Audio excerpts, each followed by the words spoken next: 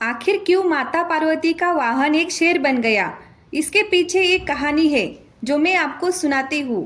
कैलाश पर्वत पर एक दिन भगवान शिव और माता पार्वती वार्तालाप कर रहे थे। दोनों प्रेमपूर्ण संवाद में लीन थे। तभी भगवान शिव ने मजाक में माता पार्वती को काली कह दिया। हालांकि ये मात्र एक शब्द था, लेकिन इसने माता पार्वती के हृदय को गहराई से चोट पहुंचाई। वो जानती थी कि शिव योगी है, वो बाह्य सौंदर्य से परे है। फिर भी उनके इस बात ने माता पार्वती को आत्मचिंतन में डाल दिया। क्या सौंदर्य ही स्त्री का सबसे महत्वपूर्ण गुण होता है? क्या वो केवल अपने रंग रूप से ही जानी जाएगी? मन में अनगिनत विचारों का प्रवाह होने लगा। आत्मसम्मान को ठेस पहुंचने के कारण उन्होंने निश्चय किया कि वो इतनी कठोर तपस्या करेंगी कि स्वयं भगवान शिव को अपनी भूल का एहसास हो जाए। वो तब तक तप करेगी जब तक उनका स्वरूप उज्जवल और अत्यंत दिव्य नहीं हो जाता। माता पार्वती ने कैलाश छोड़ दिया और गहरे निर्जन जंगलों में जाकर कठोर तपस्या करने लगी। उन्होंने भोजन और जल का त्याग कर दिया। केवल ध्यान, जप और योग के सहारे आत्मशुद्धि में लीन हो गई। जब माँ पार्वती तपस्या में लीन थी, तब एक दिन एक भूखा शेर वहां आ पहुंचा। वो कई दिनों से भोजन की तलाश में था।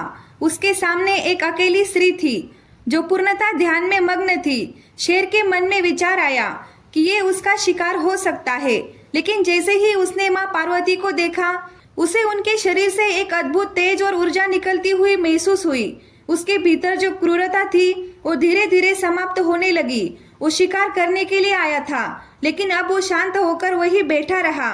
उसने भी अन्न और जल का त्याग कर दिया और उसी स्थान पर माँ पार्वती के साथ बैठा रहा।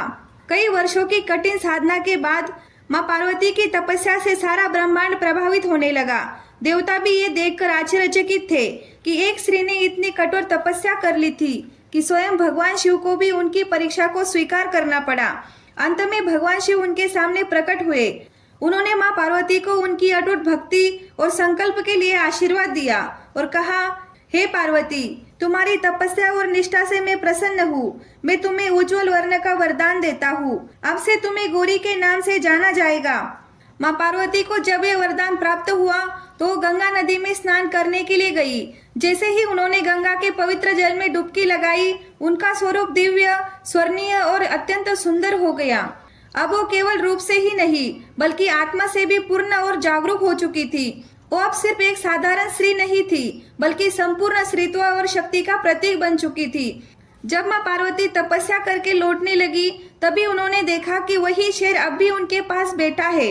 ये शेर अब केवल एक जंगली पशु नहीं था, बल्कि ये उनकी तपस्या का साक्षी बन चुका था।